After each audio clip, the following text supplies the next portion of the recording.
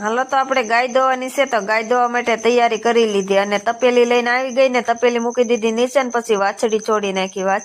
નાખી એટલે વાછડી વહી ગઈ અને મમ્મીને તાવવા માંડી અને વાછડી અને મમ્મીને તાવતી એટલી વારમાં તો વિક્રમ નોઝણું બાંધી દીધું નોઝણું બાંધ્યું તા તો ભૂમિબેન ને દાંત આવી ગયા અને વાછડી પણ તાવી લીધી